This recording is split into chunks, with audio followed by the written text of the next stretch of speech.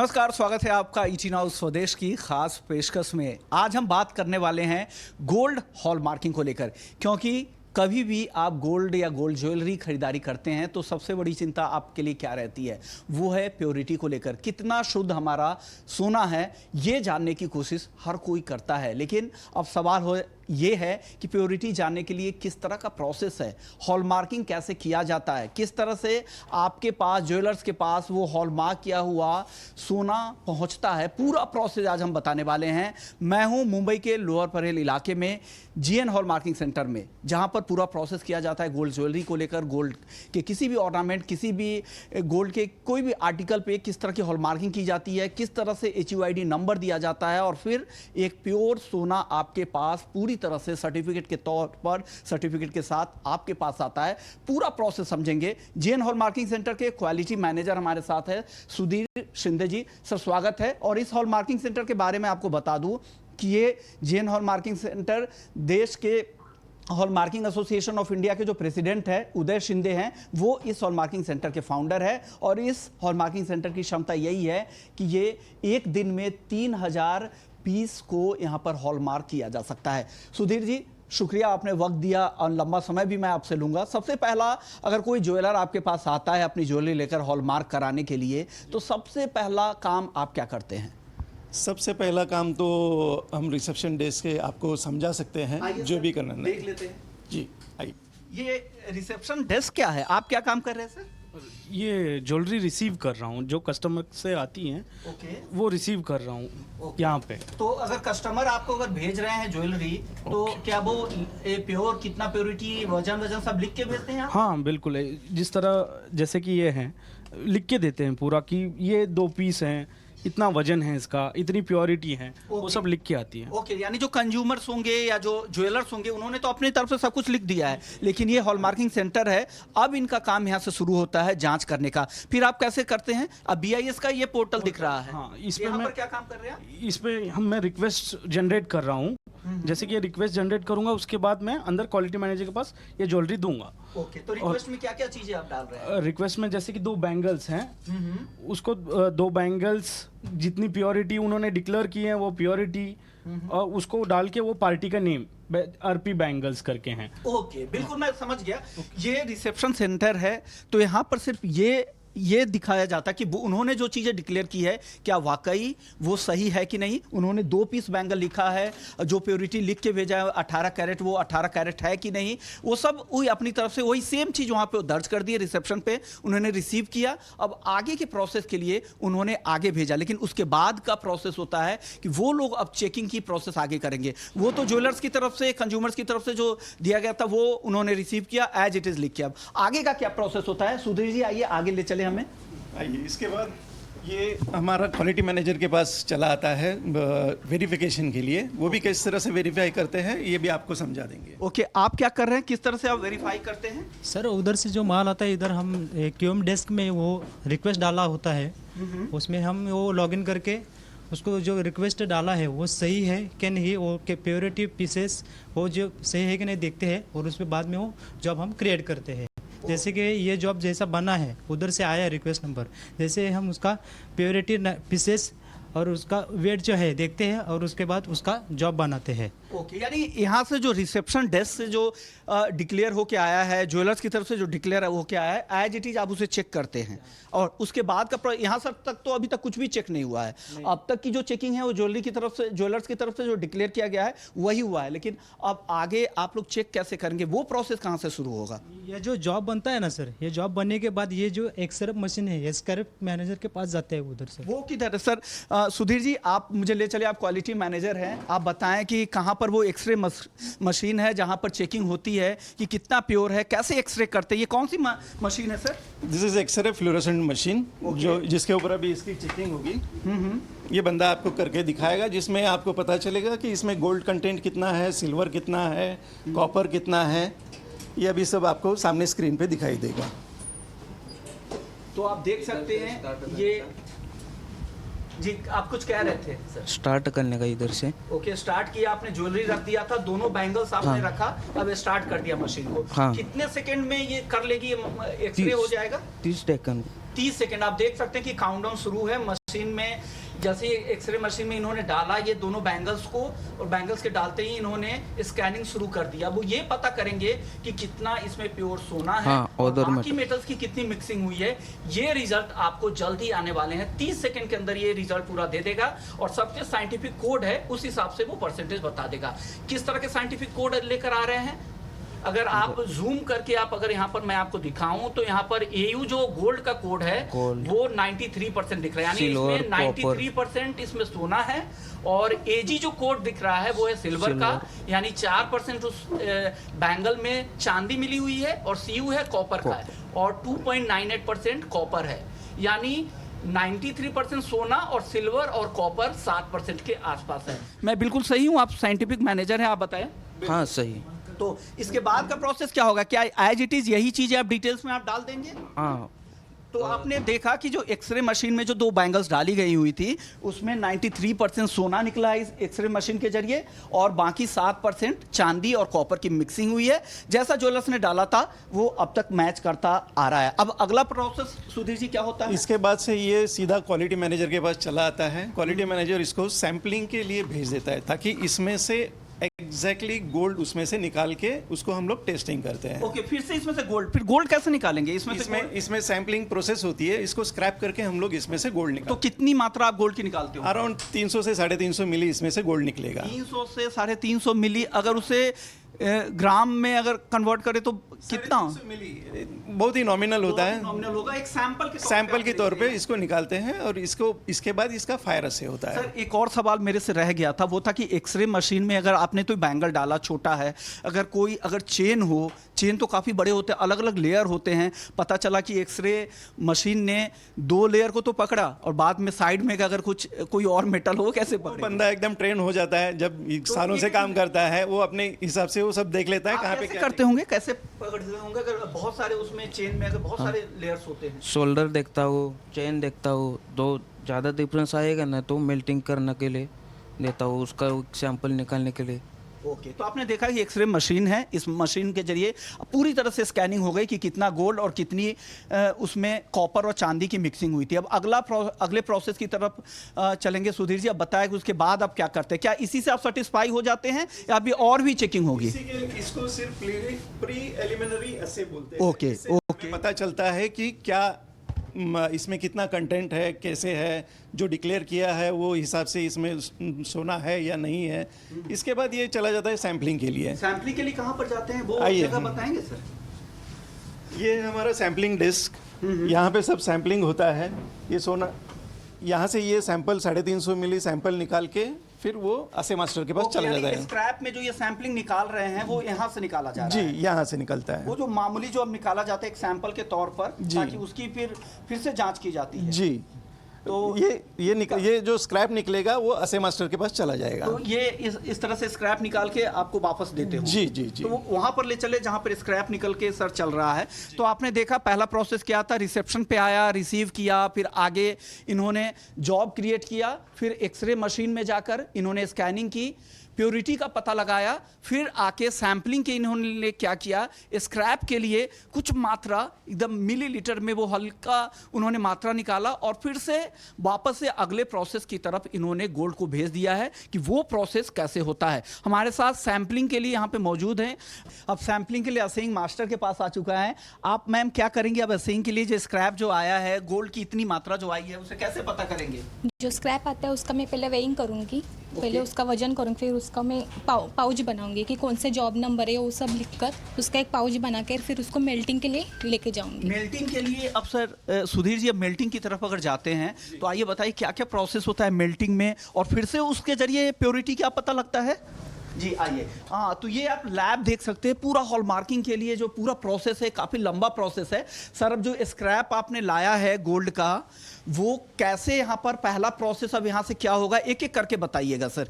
सबसे पहला प्रोसेस होता है यहाँ पर हीटिंग को लेकर। वो हीटिंग कैसे होता है, वो स्क्रैप है, सबसे पहला काम मैम क्या करती है, एक एक करके बताइए। ये मेल्टिंग करने से फिर इसको हम लोग ग्राफाइट क्रूसिबल रहता है ये मेल्टिंग यानी गलाना है? हाँ, गलाना है। कौन से मशीन में आप गलाती हैं? मेल्टिंग फर्नेस रहता है, उसका इनलेट और आउटलेट यहाँ खोल के यहाँ पे गला रही हैं। हाँ। एक बार खोल के आप दिखा देंगे, अगर कोई हैजार्ड ना हो, कोई दिक्कत ना हो। ओपन करो जी। आप देख सकते हैं मेल्टिंग का प्रोसेस के लिए यहाँ पर वो डालती हैं उस स्क्रैप को, और ये लॉट में डाले जाते हैं, एक एक करके नहीं, कई सारे लॉट को एक साथ मेल्ट किया जाता है ताकि पता लगे कि ये आगे के प्रोसेस को आगे बढ़ाए कि कितना प्योर है गोल्ड। चलिए उसके बाद मेल्ट हो गया, तो मेल्ट किए हुए जो आपके बचे हुए वो कहाँ पे रख रहे हैं?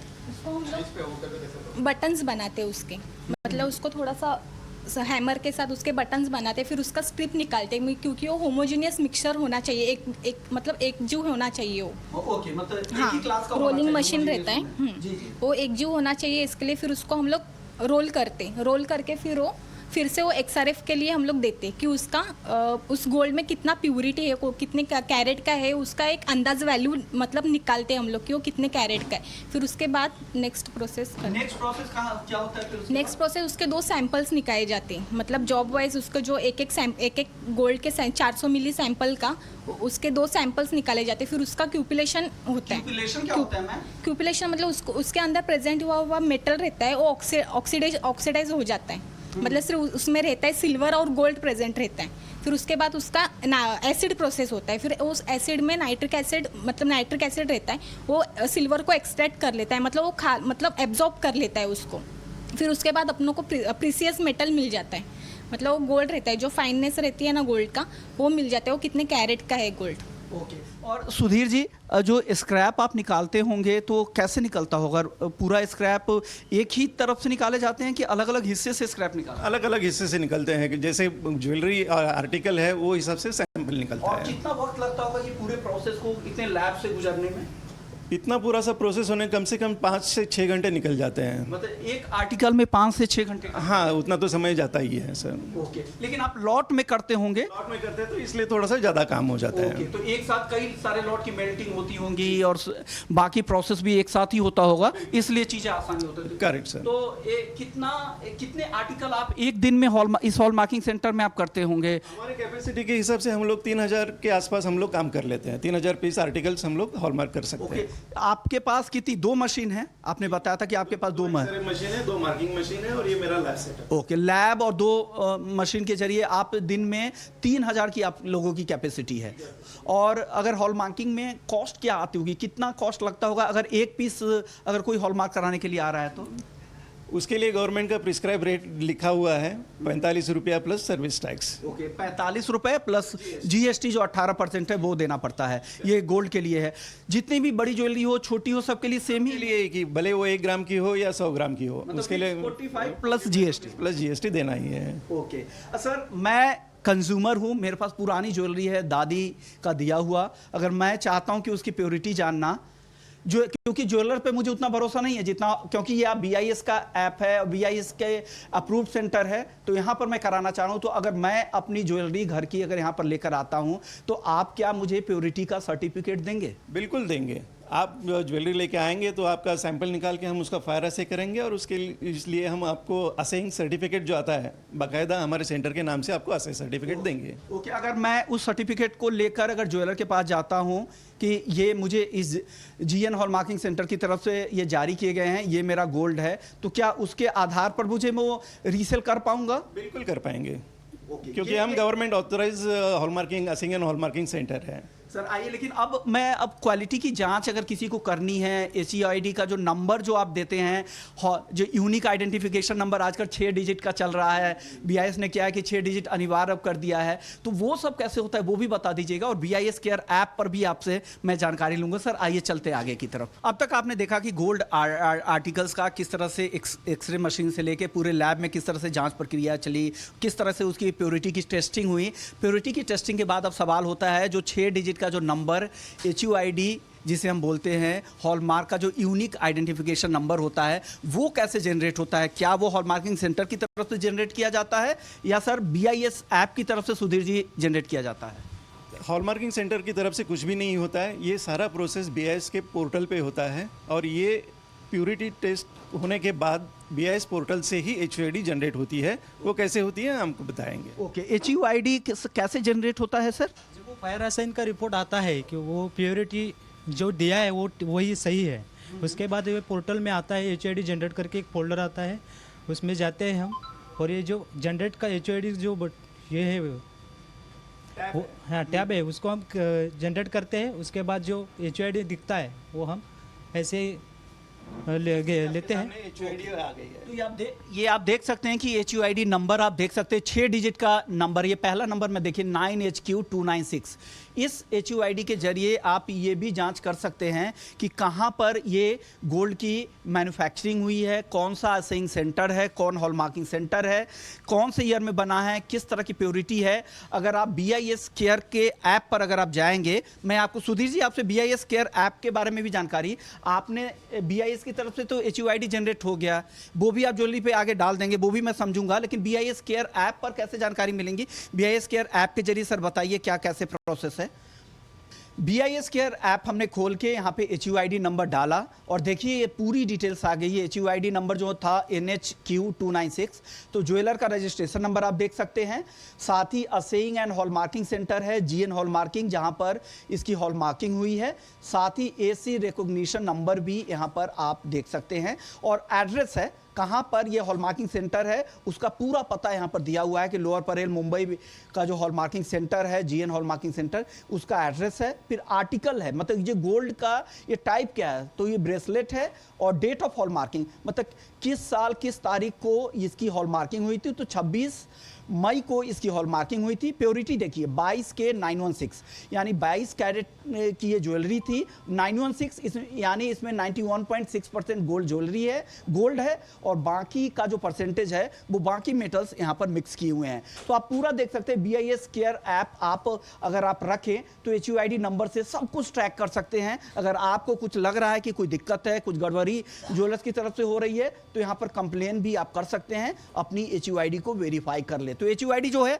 6 डिजिट का यूनिक आइडेंटिफिकेशन नंबर है हॉलमार्किंग में। आपने देखा कि किस तरह से BIS के जरिए ही, BIS के पोर्टल के जरिए ही कैसे जनरेट किया जाता है। अब अगले प्रोसेस की तरफ हम आगे बढ़ते हैं। अगला प्रोसेस है कि उसमें HUID नंबर को ज्वेलरी पे कैसे अंकित किया जाता है, वो क्योंकि बहुत ही महीन अक्षरों में रहता है। सुधीर जी हमारे साथ मौजूद है। सर अब बताइए कि किस तरह से यहाँ पर आप नंबर्स को डालते हैं ज्वेलरी के ऊपर, ये मुझे देखना है, ये प्लीज बता दीजिए। ये लेज़र मार्किंग मशीन होती है, ये लेज़र से ही सब मार्किंग होता है, तो उसमें काफ़ी कम, अगर ये भी हो तो भी उसमें हम लोग मार्क कर सकते हैं। कितना भी छोटा हो तो उसका हम लोग मार्क कर सकते हैं। ये आपको थोड़ा सा डेमो दिखा देंगे। किस तरह से ये देखिए यहाँ पे GN हॉलमार्किंग नाम लिखा हुआ है स्क्रीन पे। जो स्क्रीन पे नाम लिखा हुआ है वो अभी नीचे आपको प्लेट में दिखाई देगा। ये GN हॉलमार्किंग नाम स्क्रीन पे लिखा हुआ है, जो आपको अभी नीचे प्लेट पे डलते हुए आपको देख सकते हैं, आप मार्किंग होते हुए देख सकते हैं। तो आप देख सकते हैं कि किस तरह से लेजर मार्किंग हो रही है, महीन अक्षरों में जो टंकन हो रहा है। आप देख सकते हैं यहाँ पर HUID नंबर ज्वेलरी पे ऐसे ही डाली जाती है और अलग अलग ज्वेलरी पे अलग अलग HUID नंबर जो BIS की तरफ से जो जनरेट किए जाते हैं, वही नंबर यहाँ पर ज्वेलरी में इस लेजर मशीन के जरिए डाले जाते हैं।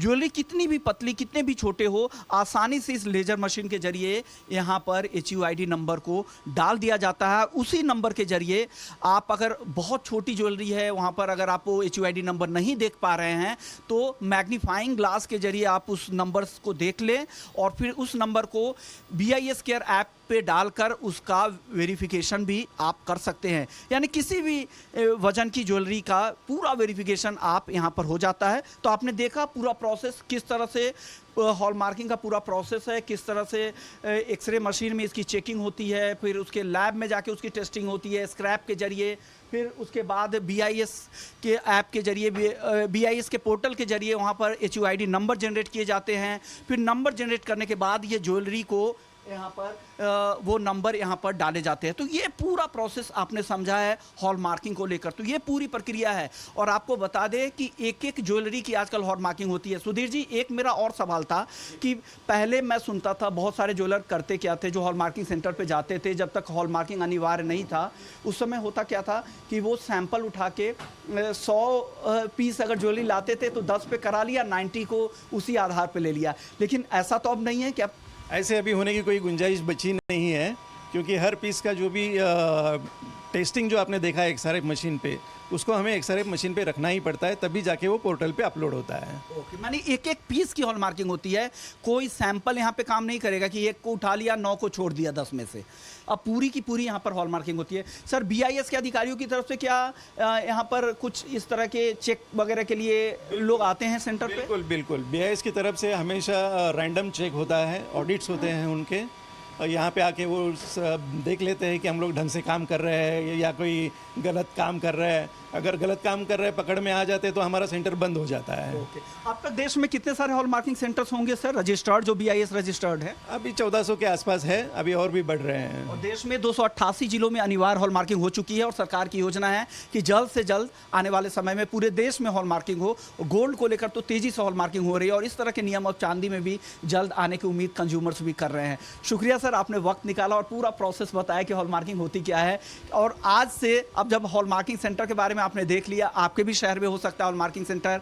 अगर आपके शहर में नहीं भी है तो किसी और शहर में जाए जहां पर हॉल मार्किंग सेंटर है, बीआईएस के जरिए वो सब कुछ आपको पता लग जाएगा और वहां पर जाके अपनी गोल्ड ज्वेलरी की प्योरिटी भी पता कर ले। और हालांकि ये कंज्यूमर्स के लिए नहीं है, कंज्यूमर्स आप ज्वेलर्स के पास भी जाएंगे तो वो प्योरिटी चेक करके बता देंगे, लेकिन अगर आपको ज्वेलर्स पे भरोसा नहीं है तो आप किसी हॉल मार्किंग सेंटर पे जाए, बीआईएस रजिस्टर यानी ब्यूरो ऑफ इंडियन स्टैंडर्ड जो भारत सरकार की संस्था है, वहाँ से आप चेक करवा, वहाँ से अप्रूव जो भी हॉल मार्किंग सेंटर है उनसे पता करवा ले। यानी पूरा प्रोसेस आपके लिए बिल्कुल आसान है, आपको कुछ नहीं करना, अपना ज्वेलरी लेकर जाए किसी भी हॉल मार्किंग सेंटर पे और अपना पूरी प्रक्रिया कर ले, अपना सर्टिफिकेट ले ले, फिर रीसेल करे आराम से, कोई दिक्कत आपके लिए होने वाली नहीं है। खर्च हर आर्टिकल के लिए 45 रुपये सरकार ने तय कर रखा है। 45 रुपये पे 18% का जीएसटी, यानी 50 रुपये के अंदर के खर्च में आपकी पूरा प्योरिटी का पूरा सर्टिफिकेट आ जाएगा। अगर आप वो भी नहीं करवाना चाहते तो ज्वेलर्स के पास जाए, वो आपको करके देंगे, वो कंज्यूमर्स को मना नहीं कर पाएंगे। तो इस खास पेशकश में फिलहाल इतना ही, लेकिन बाकी खबरों के लिए आप बने रहिए ET Now स्वदेश पे। नमस्कार।